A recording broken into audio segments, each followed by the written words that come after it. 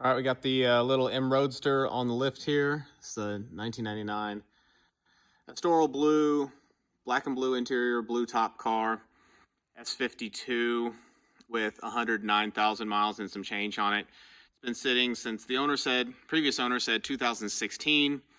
The registration stuff expired in the early part of 2016, so I would imagine maybe it's been sitting since 2015. But either way, it's been sitting for a while. Got it up on the lift here. Haven't done anything to the underside of it. Just aired up the tires and drove it around the block. Got it running. So the interior is a little bit disassembled from getting that done, and then cleaned out as well, just so it wasn't completely gross. But this is how she looks coming right from where it's been sitting for the last 8 or 9 years. But no oil leaks. Some seepage, I believe, from power steering hoses, but engine's all nice and dry. The front brakes are kind of locked up. It doesn't want to roll very well. They do turn, but not very easily. This one I think is about the same. Yeah, it turns, but not very easily. Control arm bushings are all, pretty bad, but other than that, it looks fairly complete down here. Splash shield's kind of tore up. The body looks good. The rear window was rotten, and so the interior of the car is full of water. As you can see that there's water sitting in those body plugs. You can see right there as well. But the body itself doesn't look rusted around there. Grab my flashlight.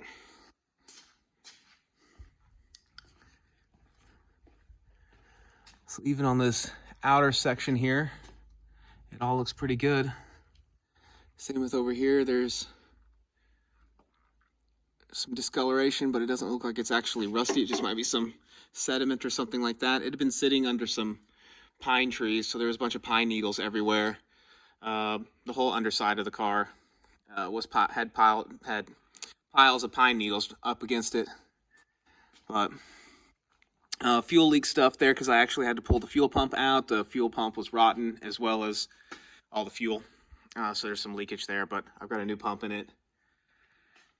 Mud dauber nest. The rear wheels turn pretty easily, but the tires are ultra flat spotted, as you would expect from a car sitting this long. Other than that, it looks like it's all complete. Water dripping out of the battery box. Trunk was full of water as well.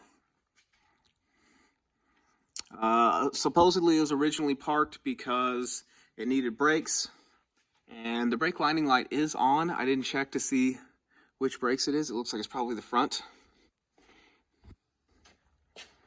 No, the brake wear sensors are not touching, so I'm not really sure what's going on with that. But that's what they told me. They told me to park it because it needed brakes, and then it sat for a little bit, and then the rear window cracked on it, and it sat for a little bit, then the battery went dead, and then it just snowballed from there. But otherwise, it looks pretty good underneath. I don't see anything scary jumping out at me. I mean, the floor and stuff like that looks all intact. I was expecting to find some big giant rust hole in the car, but I don't see anything specific. There's some surface rust here and there, but nothing too crazy. Obviously still really dirty. I haven't washed it or anything like that. Doesn't look terrible from this side, but the clear coat is pretty trashed on the top side of the car. Bumper, grills, headlights, all got their issues going on.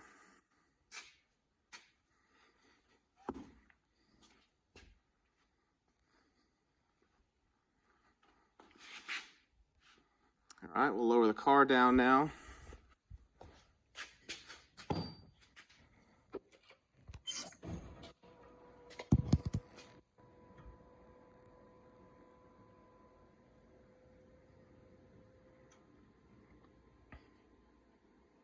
Interior of the car is just covered in mold. Passenger seat is out of it to take the fuel pump out. haven't put all that back together. Fuel level sensor is not reading correctly, or something's going on with the instrument cluster. I need to double check that, as it does say it's out of gas when there's 5 gallons in it right now. But there is not quite standing water in the interior, but it's pretty close. I have my jump box in it from a test drive because it's still got the old battery in it, which is not very good. But you can see lots of water in it. Dash is all moldy. Lower dash trim's broken. Rear window zipper. The rear window did not work electrically, but I mechanically released it and lowered it down. Or I should say the top did not work electrically, but I mechanically released it and lowered it down. So the interior is just all really rough.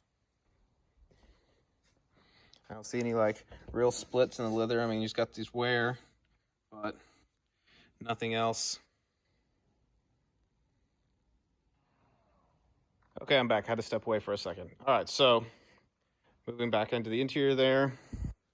Obviously, the glove box and the dash is falling out of it as well. The lower panel on that side is taken off. I had to replace the ignition switch. It was rotten. But than that, hadn't really done anything. I cleaned some of the debris out of this passenger side, but other than that, it's pretty much how it came to me like. On the trunk here, I got the panels out because I had to get to the top stuff, but you can see there's standing water in there. But again, no real signs of rust. Trunk shock's completely wasted. We'll open up the hood.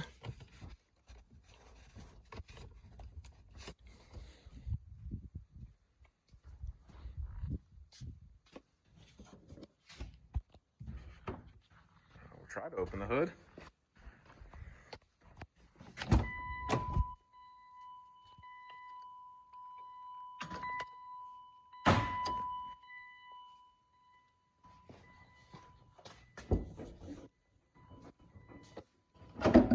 There we go.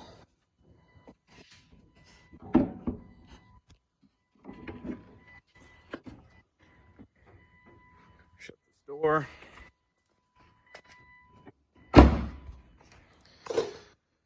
So, looks pretty normal. A little bit of rat debris up there. I don't know where it came from. I mean, there's a little bit of stuff up on here, but looks like not enough to be for that.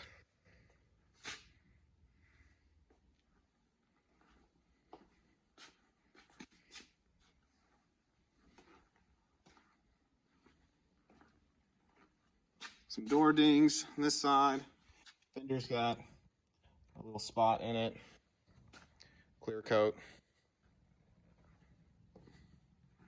Clear coat on the trunk.